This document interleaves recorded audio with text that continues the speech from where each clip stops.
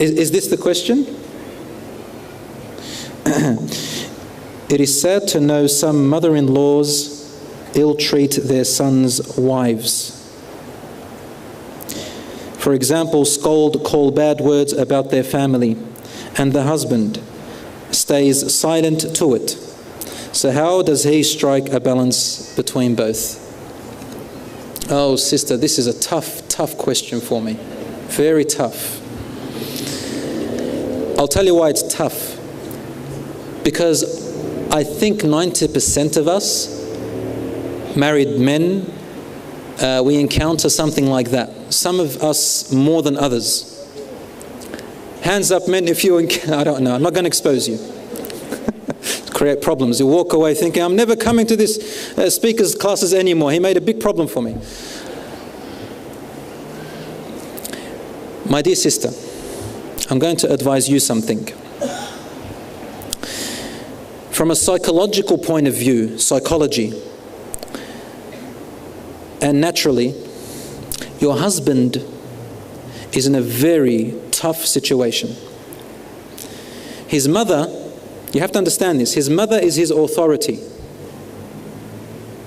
which means that he can only say so much. And if he says something to her about the situation, he will normally choose a time and place where you cannot hear the conversation. Most men do that. The reason he does that is not because he's trying to hide things from you if he does that, but it's because he is afraid that his mother may say something that may hurt you more. So he settles with where he's at and talks to his mother first to see what comes out. If she says something good, alhamdulillah, he can work from there. If she doesn't agree with him and continues, then he keeps it silent and doesn't make the situation worse. Why? Whether he likes it or not, he can only talk to his mother so much. He cannot abandon her. He cannot cut her off. He cannot talk to her in the same way. So when I see here that you're saying, and the husband stays silent, I feel as if there is blame being put on the husband. Please take it easy on your husband. Please have mercy on your husband. Because one day, you will be a mother. And one day, you will have a daughter-in-law. You will. And Allahu A'lam what kind of a daughter-in-law you'll have. And you may have ill feelings towards her. You may feel that this son of yours has chosen her over you. You're the mother. You're the one who carried him. You're the one who sacrificed her life for him. And now this woman pops out of nowhere and takes him all from you. You're going to feel like that. Only a God-fearing woman abstains from such language. So what I can say to you, first of all, sister, is take it easy on your husband and lessen the burden off him. Let me give you an excellent piece of advice. My dear sister in Islam, I've solemnized about 600 marriages in Australia. And half of them, they call me up and talk to me about their situation in the marriage and ask me very similar questions. Among the best advices I give to them, and it works, alhamdulillah, is this. No matter what your in-laws say, number one, tolerate. Tolerate their bad behavior. I know it seems harsh. I know it seems that maybe I'm not considering your own feelings, your own rights. I know I may be sounding like I'm not respecting your own dignity. Wallahi, I am. Please bear with me. Try to tolerate as much as you can from the misbehavior or mistreatment of your in-laws. If you do that, wallahi, 90% of the time your husband will only grow to love you more. He will love you more because you are helping him. And if he loves you more, he will serve you better and he will protect you from them more. In fact, you will give him a better stance to talk to his parents a better stance to talk to his parents the way you like. Try not to put that pressure on him. He can only go so far. Because, remember, this person you married, when he came out of his parents' life, his mother knows him inside out. His mother knows him inside out. She knows how he speaks. She knows how he deals with situations he doesn't like. So if you put too much pressure on him and force him to say certain things to your mother-in-law, and you have a right to defend yourself, wallahi. But if he goes out of pressure from you, then he's going to say and act in a certain way that his mother knows it is not her son speaking. So then she will blame you more. She will say, this is your wife's doings. She is sending you to disrespect me because I know my son. Am I right or wrong? Having said that, this does not give the mother-in-law the right to disrespect her daughter-in-law. What happens? Her son will limit, or he will limit his contact with his mother. Why? Because every time he visits her or he goes over with his wife, he comes back with a headache at home. The result, the children become psychologically disturbed. The children get raised in a dysfunctional family. Mark my words. The arguments grow because the husband is in two places. Number one, he wants to protect his wife and defend her. She's his wife. These are his children. He needs her. He loves her. She served him well. She loves him. He owes her a lot. At the same time, his mother, he owes her even more. Secondly, he has authority over his wife, but his mother has authority over him. So, he is afraid. He can't bring himself to tell his wife, my mother is a bad woman. My mother is a nasty woman. You know, some wives don't want to hear that from their husband. They want to hear their husband say, my mother is very wrong. My mother should have never done that. May Allah guide my mother for her mistreatment of my wife. You wife, don't even listen to her. You know, if she tells you the next time, you don't listen to her. I will deal with her. The wife wants to hear these things.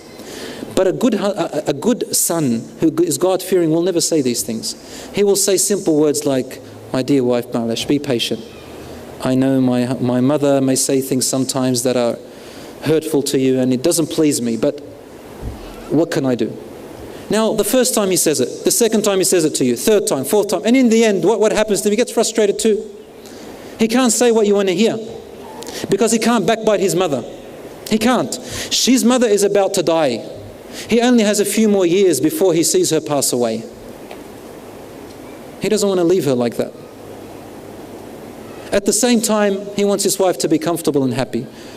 So then he says to her, wife, look, you don't have to always go over. You don't always have to have contact with my mother. I know of couples where, you know, their wife sees them only on occasions.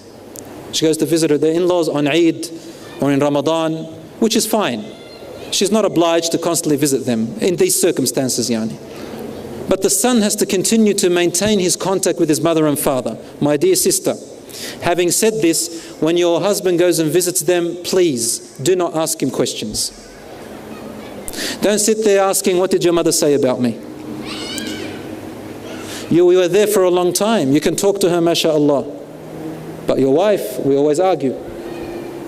I wish you can talk the same way you talk to your mother with me. But you see, the problem was that when he was with his mother is pampering him, making the best food for him. I'm sure the sister does that too.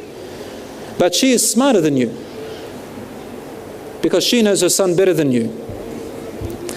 And her son's compassion and kindness overcomes him. This is not his fault, he's born with it. And your compassion and kindness to your mother and father also overcome you, my dear sister, as well. I'm sure about that. Now, if the husband supports his mother with his ill treatment towards you, then this is dhulm. This is oppression. And the husband who oppresses his wife, even if his mother is the one who causes him to do that, will be gathered with the oppressors of the world on the Day of Judgment. People like Hitler and Fir'aun. Walayadu billah. And there is no harm and no haram in the husband or the son sitting down with his mother and saying to her with the most respectful words, my mother, my dear mother, Allah is witness that I love you more than myself. My blood in my vein flows in love for you. I will do anything for you, my mother. I will cross the 7 seas. But my wife, Allah has obliged me to look after her. She is not better than you. The son has to say these things to his mother. He has to say these. He has to exaggerate them. Even if he doesn't mean them 100%. You must exaggerate them to your mother. She is a human being who only wants the best for you, and she loves you. So you say to her, mother, what you are doing is wrong. This is the work of the son. What you are doing is wrong. The mother may respond and say, what am I doing is wrong? Is she teaching you? Mother, wallahi, she is not teaching me. And you know what, mother, because of my respect and love for you, I don't want to say anything more than that. All I want to say is, it's hurting me, and it makes my life hard. That when, words that are hurtful, it's not nice. So there's nothing wrong with saying to your mother that. And you say to your mother and hug her, say, wallahi, I love you more than anything. You have to express these words. So 10 good things, 1 negative thing. And then you say to her, mother, I will never leave you alone, and my wife never can change me. No one can change me. So my mother, please, if you love your son, please help me in this manner. And if there's anything my wife does wrong, come and talk to me. Talk to me, inshallah, and I'll handle it. And in the end, if they don't listen and they keep arguing, some parents, they just don't get it. This is what you say to them finally. You say, mother and father, you taught me, I didn't teach you. You know more than me, I don't know more than you. If you think that what you are saying and the way you think is the right way, then keep going. And if you think it's the wrong way, then you know it. I'm not the person to tell you. I will still love you and I appreciate you. Insha'Allah, your parents will go back and think about it, and I'm sure insha'Allah it'll have a positive effect. So long as you are the one who talks to your parents in that manner, and sister, please respect him with his privacy, with his parents. I'm sorry to take more time on that, but this is a very serious topic.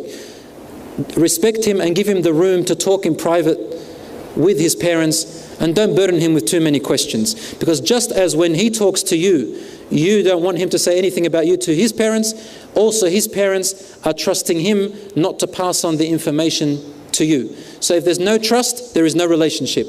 If there is trust, there is relationship. And may Allah subhanahu wa ta'ala grant us understanding, patience and success in this great trial and test. May Allah subhanahu wa ta'ala make our wives and the husbands among the righteous. May Allah subhanahu wa ta'ala forgive us for our shortcomings. My dear brothers and sisters, please forgive me if I have said anything that offended anyone here. If I did, then it will be a mistake on my behalf. And if I have said anything wrong in accordance with Islam, not according to Islam, that it is my mistake, and Islam is innocent from my wrong words. May Allah subhanahu wa ta'ala grant us understanding and knowledge and forgive us. Allahumma ighfir lana ma qaddamna wa ma akharna. Allahumma ansurna ala anfusina. Allahumma وتجاوز عن سيئاتنا. اللهم انفعنا بما علمتنا واجعلنا للمتقين إماما. اللهم أصلح ذريتنا. اللهم أصلح أزواجنا. اللهم اغفر وارحم والدينا كما ربيانا صغيرا. هذا وصلى الله على نبينا محمد وعلى آله وصحبه أجمعين، وآخر دعوانا أن الحمد لله رب العالمين.